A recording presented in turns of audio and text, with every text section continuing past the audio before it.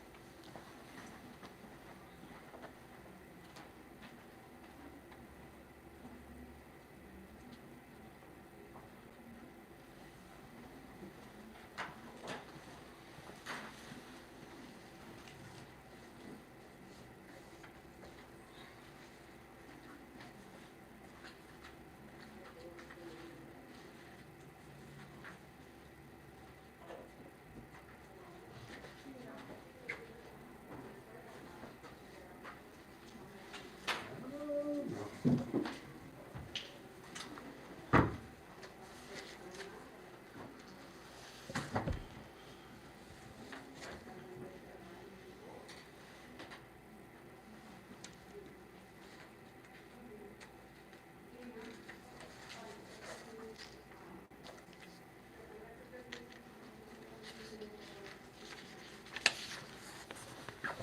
we move on to the next one, we're gonna backtrack a little bit.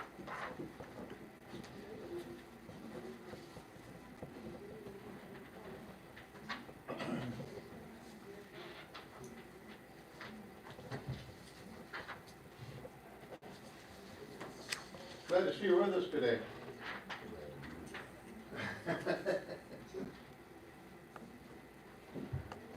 How long was it before you, got rid of that yesterday? Once I got this, I went to After you sleep. left here, this is what caused it? No, once I got this, I went to sleep, and then when I woke up, it was like lingering, and then it was like probably like an hour after. I Oh, okay, cool.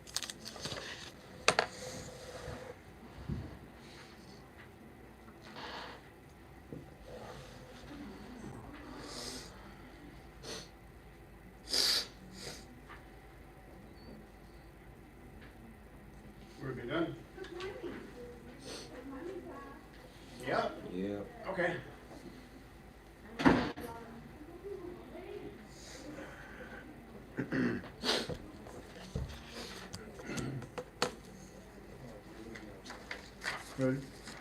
Mhm. What is the primary function of the powertrain control module in modern automotive control systems? D. Coordinating transmission operations from self-test set for all that stuff, yeah. Yep. Okay. Number 2, which type of memory does the onboard automotive computer use to store data that cannot be altered? B. ROM. Yep. B. You know, the memory not be altered. Right. Number 3, which of the following sensors measures the Which one is it? D. D? Yeah.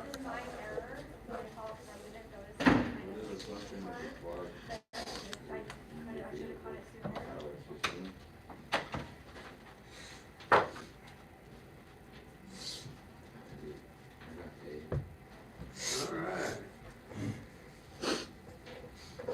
You got right. What is the unit measurement you use to determine the speed at which computer operates? A. B. Mm-hmm. What is the function of map sensors in modern automotive control systems? B. Detect engine load by measuring vacuum? Is that what you got? Mm-hmm. Mm-hmm. Very low spot. B. And B for 6 as well. I got that one. Which of the following sensors measures the oxygen in the exhaust stream? B. B? Mm-hmm. Mm-hmm. Which of the following is not a function of the powertrain control module in modern automotive control systems? D. To control vehicle's air conditioning system. Okay, so what would do that? HVAC. Control the air conditioning. That would be What would do that?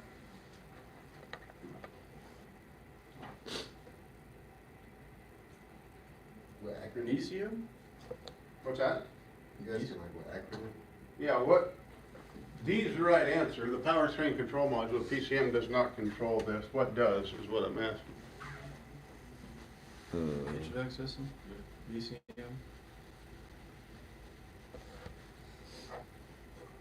It's another AC computer on the compressor. car. What's it called? On a computer? ECU? No? What does the letter start with? What letter does it start with? Okay, depending on the car, it would be the BCM, the body control module. Oh, so, okay, so I was right. Or the, sometimes they have a separate HVAC control module, but, Oh, I was right both BCM, times. yeah. Okay, cool. okay, basic function of the computer. Oh, I'm sorry. 9. Are we on 9? 9. Yeah, 9. Mhm. Not a basic function. D. C? D. Doesn't start? Would it be output conditioning? Mm-hmm. Okay. Mm-hmm. Have a second. Yeah, 9 for, so I got D for number 9, okay. 10, which of the following is not a type of memory used in onboard automotive computer? D. Yeah, electronic- no virtual memory, yeah. What is the purpose of the PCM electric system? Is to switch the output from Which one did you get? C, B? C, C? cat. Cat is right, yeah. What is? Which type of output drivers imitate electrical faults when the circuit is not energized? Z. 12 is gonna be your high side driver. One that's trying to apply the voltage, because it says the circuit's not energized. Yeah. What was D? Yep.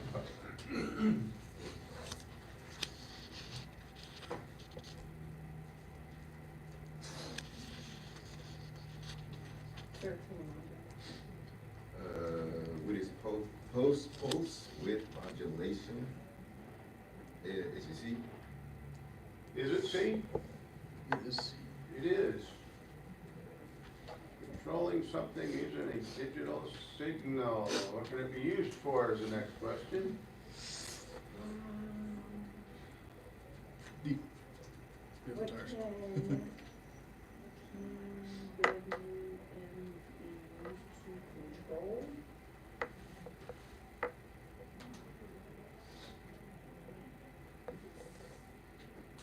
C?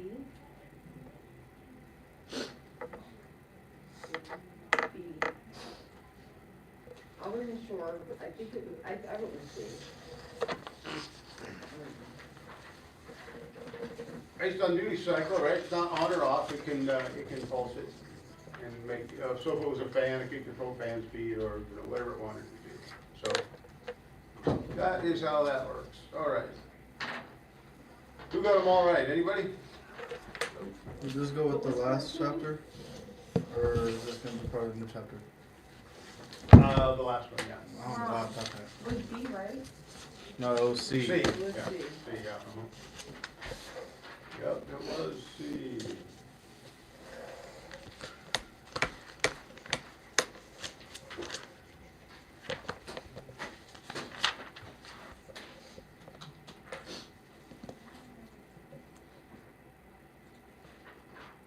Speaking of C, you thought this one was C, right? Yeah, but the fact you said thought is worrying me now. Who's heard of a drive cycle?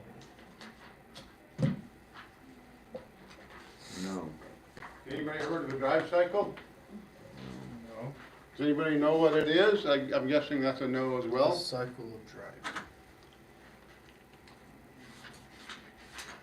Drive cycle, drive cycle. Nobody knows? Have you ever heard the term? I've heard the term, but I don't know. You've heard it, yeah? Anybody else even heard of it?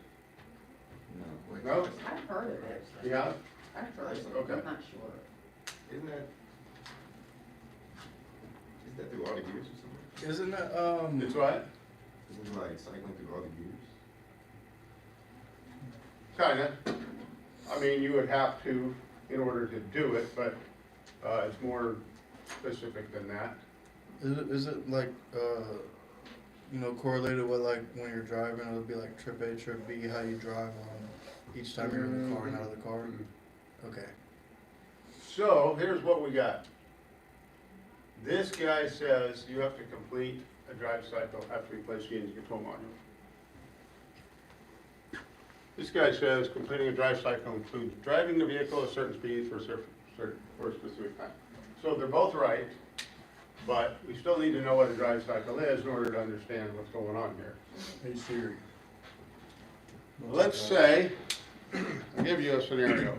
Let's say your check engine light came on your car, okay?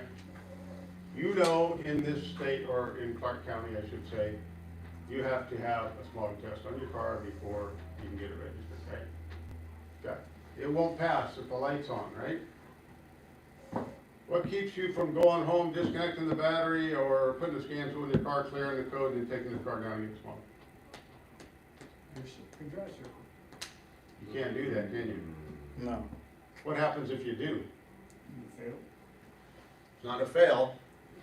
They'll give you a printout of a certificate that says incomplete, meaning the car is not ready to be tested.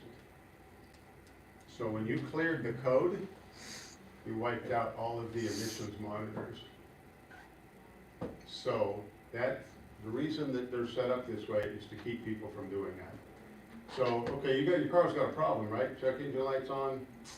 I'm gonna go around the corner and clear the code real quick. I'll take it and get it smog. Nobody will know the difference. They know the difference. Okay? So what it's gonna say is the emissions monitors haven't run. You don't have to complete a drive cycle in order to do that. So if you were to replace a computer, it's the same thing. The computer's new, right? It's programmed for your vehicle once you put it in and program it. But still, all those emissions monitors that monitor all the systems on the car haven't been done yet. You have to drive the car for a specific amount of time, different driving conditions, different speeds, all that stuff. And as you do that, each one of those monitors will complete or run itself, okay? So I got a scan tool I bought in today, and we'll look at that on the scan tool as well, okay? These are both right, and that's what it is. Anytime you clear the code or replace a PCM in a car, it will, you don't necessarily have to do this. Let's say a car comes into the shop and it has a problem with the PCM and you replace it and you send them down the road. Do you have to do the drive cycle before you send them down the road? Yeah. Well, you're supposed to test drive it anyway before You you send it are. down the road, so. You are, but a test drive like around the block is not gonna get it done. Some cars, believe it or not, have to be driven 50, 60, hundreds of miles sometimes. Mm. It's unfortunate, but some of them are like that. Is that why, after the tech, well, at least in the dealerships from what I've noticed, after the techs are finished and they do their test drive, they'll send it to the, oh goodness, I forget the name, no, not the porter, the, quality control, one of the, I guess they're called. Yeah, some But the shops do quality that. Some guys, some shops have QC guys. So Yeah. when you get done with the car, you go, okay, it's good to go. They'll have a guy that just kind of does that. Mhm. He'll go out and he'll test the car. He'll make sure that whatever the car came in for is working properly Mhm. and it's ready to give back to the customer. Mhm. Because sometimes the technicians are like, you know, yeah, I drove it. You really didn't. Or maybe you didn't drive it far enough to, you know. What they're trying to avoid is the customer getting the car back and saying, I got the same problem I just paid you to fix. Right, That does not make for a happy customer. right. So is that one of the things that you guys would do? No. So the answer to my question was, when I asked you, if a car comes in and had a bad PCM, you put the new one in it, you program it, you drive the car and just make sure everything's okay, it fixed the problem, right? Would you actually have to complete that drive cycle before you gave it back to the customer? No. It wouldn't matter because you'd have to drive No. too far. It doesn't matter. Because, first of all, unless the plates are getting ready to expire on the car, or the customer brought it in for a certain repair and a smog test, then you would have to. Because otherwise it won't pass. But normally, you would not have to do it. You could just replace it, program it, send it down the road, okay? So anyway, the answer to this question is both of these guys. I knew it. You knew it. Okay.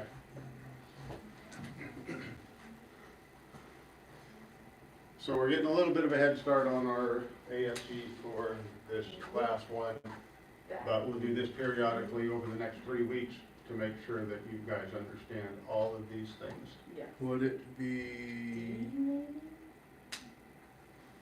C? I was thinking D too, but the ventilation makes a little more sense if it's hesitant. That's just my opinion, my thought process. Which one do you say? I think it's C. You think it's C? Okay. And she said. How about you? Anybody else? Anybody else want to take a? We got an A? Somebody said B. Somebody said B. No, I said somebody say B. Oh, somebody said B. I heard D. Somebody have D? Who had D? You? I got D too. Okay. How about Terrence? What do you think? Remember, I'm stuck between C and D. I just think it's C because it has to do with ventilation. Can you read it okay? Yeah. I'm gonna go ahead. Oh, wow. During acceleration. Oh, 2 cents here. I don't think we'll do that. We only got 4 guests. We've got 7 people. Who hasn't told me what they think yet? No, it's I'm going with D. You gonna go with D? Yeah. What do you think?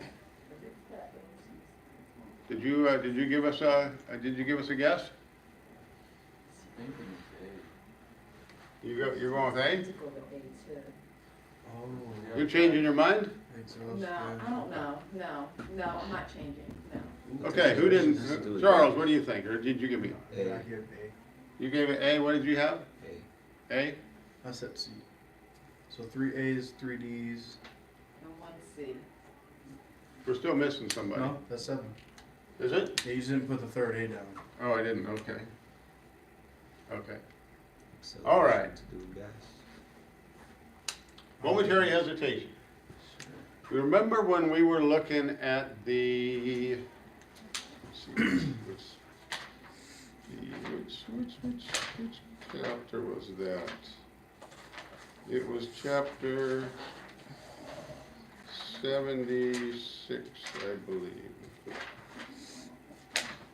I'm thinking. Nope.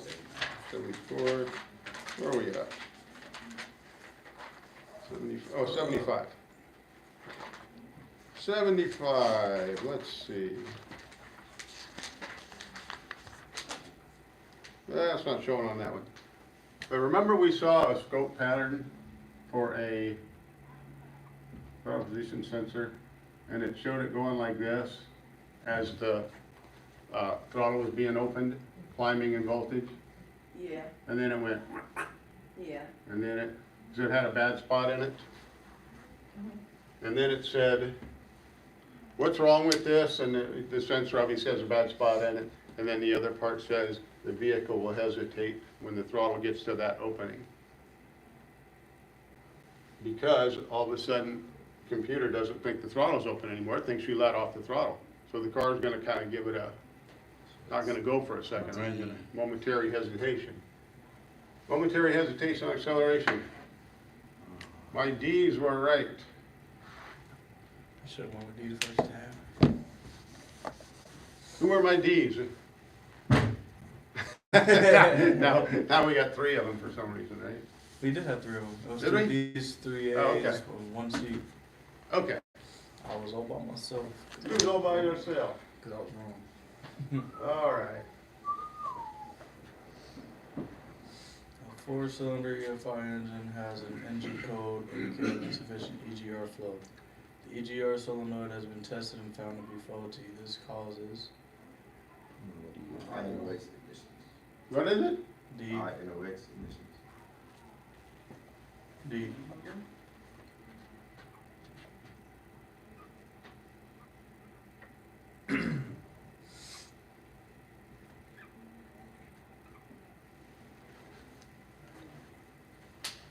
This is what this does. Yep. All right. So y'all knew that. How'd you know that? I remembered it. I remember Because the EGR X. equals NOx, and NOx is the only thing that I know. So we covered that already? Yeah. Oh, I covered man. this a while ago. We did it. When we went over EGR. We did it Oh. on the emissions thing. Oh, yeah. Okay, good. You guys remembered that. Yeah. Awesome. I remember acronyms sometimes. I Good. know that NOx is the only thing I that can't goes even with read. My EGR throat hurts. that I can remember. Sometimes I forget which class, we did what in, right? Yeah. So, can you still read that? Mhm. Charles, not Charles. Terrence. What's your name back there? Terrence. Can you still read that? Yeah. I shrank it down a little bit. Can you still read it? Yeah. Is it better the other way? I don't see no difference. Wait a Okay. minute, a vehicle is really common.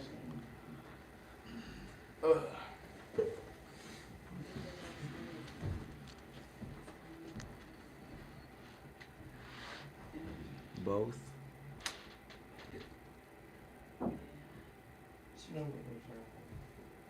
Do both.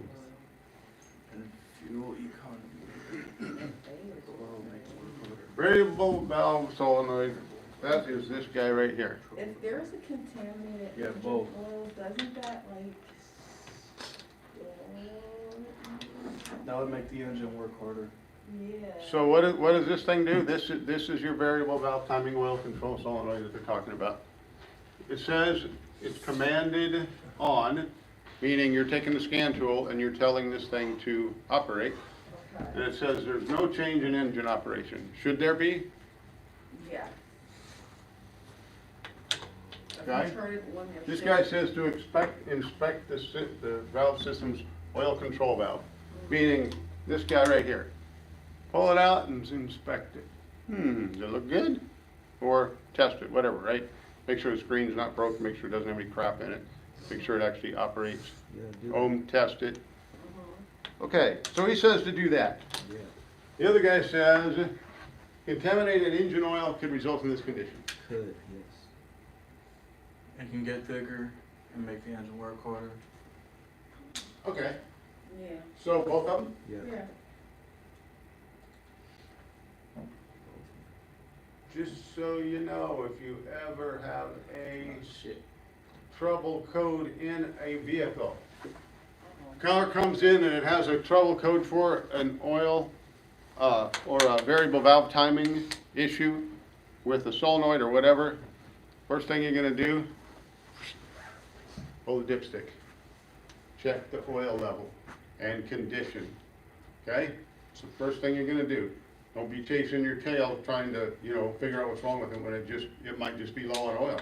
Might just have dirty oil, might have the wrong oil in it, okay? First thing you're gonna do on those codes. Oh, I don't know if you're gonna be able to read this, so let's see if we can,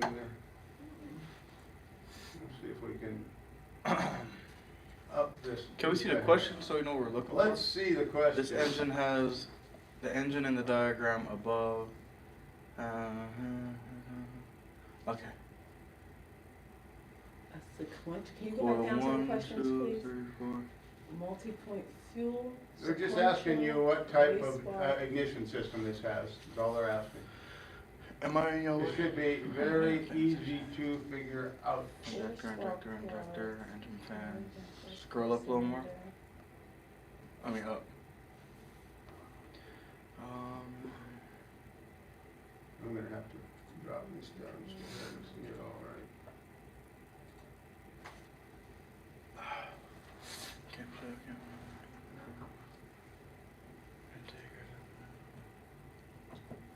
Okay, scroll down a little more. What's HEI? I'm glad you asked that question. You know why? Because we just happen to have one today. Oh, is that what that is? That's what this is. It's a hay. This is an HEI distributor, or high energy ignition distributor. Okay? Okay. We're gonna test it and show you how it works and all that kind of stuff later. Okay, so it's wanting to know, does it have that? Nah. Does it have a waste spark ignition? Does it have the sequential fuel injection? Yes. Or does it have multi-port injection? I'm going with C. Go up a little. C4 injectors.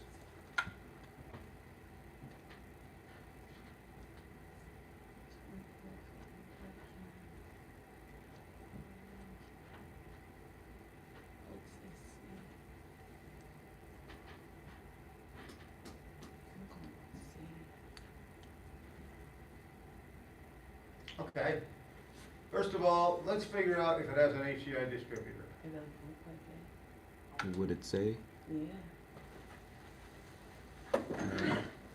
Well, if you know what an HEI distributor is, which you're going to in a minute, you'll be able to answer that question. That's very. One of the things that's unique about this distributor that is different from pretty much every other one is this is all self-contained. Everything is right here.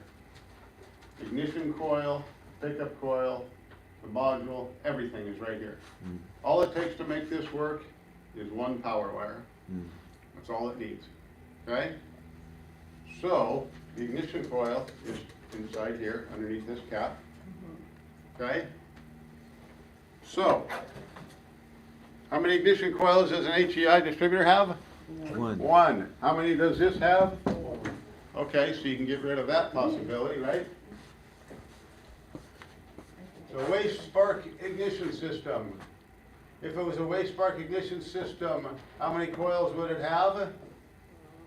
Those. It's a 4-cylinder engine. How many would it have? What was that? Don't know? 2. It would have two. If it was a waste spark ignition system, thank you very much, he's my assistant now. One coil for 2 cylinders, right? Yeah. If it was a 4-cylinder engine, which it is, it would only have 2 coils. It has 4, right? Yep. So that's wrong. So C. So now, you got a 50-50 chance of getting it right. Even if you don't know the rest of it. has What was It has multi-port. sequential fuel injection, it has multi-port fuel injection. So now we're gonna look at the injectors. Sequential is Sequence. like Sequential means the injector fires basically with each cylinder, intake. multi-port. A multi-port, they, let's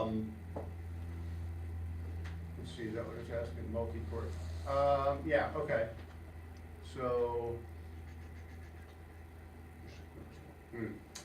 Yeah. I'm not really sure how to Are these like describe similar? that to you. I'ma just say multi-port. Let's go with that. Okay.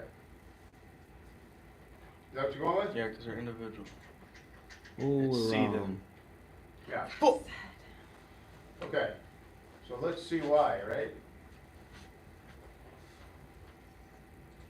Sequential fuel injection. Each cylinder has a pulse width injector offering. Okay. Let me tell you how to easier answer this question. Most likely, if it's sequential, it's gonna have a cam sensor. Okay. Some of them just have a crank sensor. A lot of the multi-port just have a crank sensor, no cam sensor.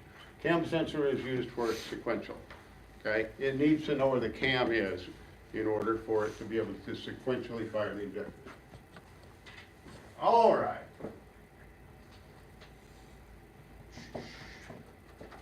A couple more, at 10 o'clock we'll take a break and come back to this and do some other stuff.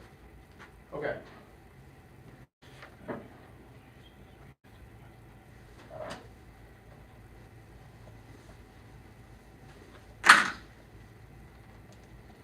I don't think we've talked about this yet. Does speed density sound familiar? No. No? Okay, so we haven't talked about this yet. Isn't that how when you're driving, the air goes into the intake and it builds that pressure going through the front little tunnel thing for the air thing? I can't think of the fucking Nope. word. No? Not that. Okay. Technician A says, speed density system relies on the MAP sensor and the intake air temperature sensor to adjust airflow ratio. I would say that's Technician B right. says the MAP sensor indicates manifold pressure to ECM. What's ECM? Hmm? What's ECM? Engine control module. Oh. Remember, I think it was on the test, the SAE term for the engine control module is PCM, right? Yeah. But Powertrain control model. ECM, Engine control model. same thing, right? Oh, Sometimes it'll say ECU, engine control unit, but they're all the same thing, okay? They're all the same thing. I say both. Both? Okay. Both. Let's see. Correct. Okay, so now I'm gonna give you a quick lesson on speed density, which we'll get to in a little bit. All right.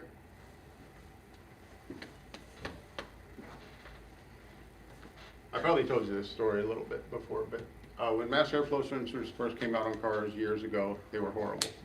They were failing left and right. I must have changed 1,000 of them, okay? They didn't work.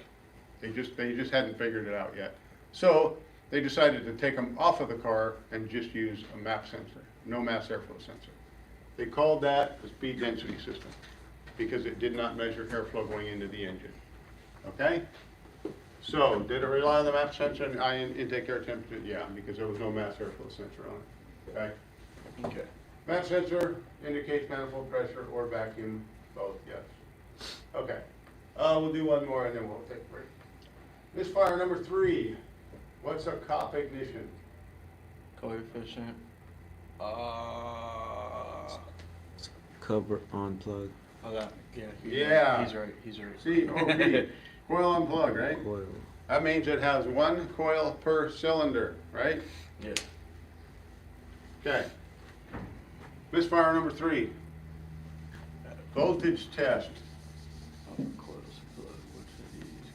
What's What's BAT plus? Battery? Voltage Yeah, sensors indicate The no positive terminal on the battery. B Oh. plus at the positive terminal of the coil.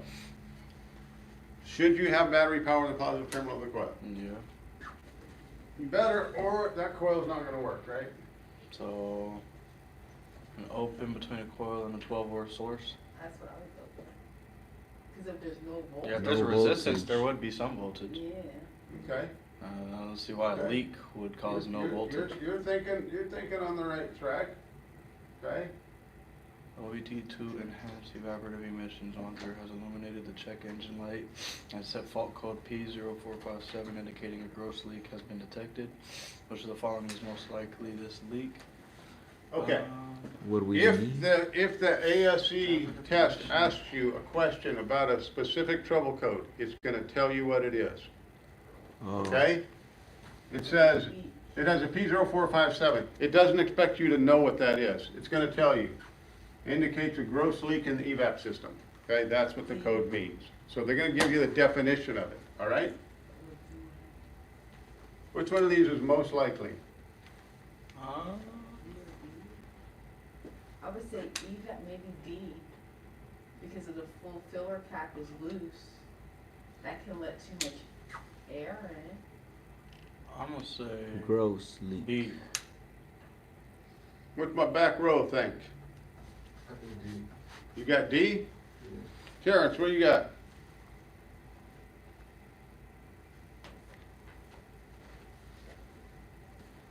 Hey, Nasser, what do you got? Stuck close, saturated canister, crimp in the vent. What's a You got crimp? which one? Crimp is just D? like a bent, right? Like if you were to take a water hose while it's still running, bend it, and it'll turn it off, something like that. I guess D, loose fuel filter. Which one you want, Charles? Maybe I'll go for D. Okay. Did Terrence give me an answer? No? I'm going with D. You're gonna go with D. Yeah. Is it a guess or do you have a reason?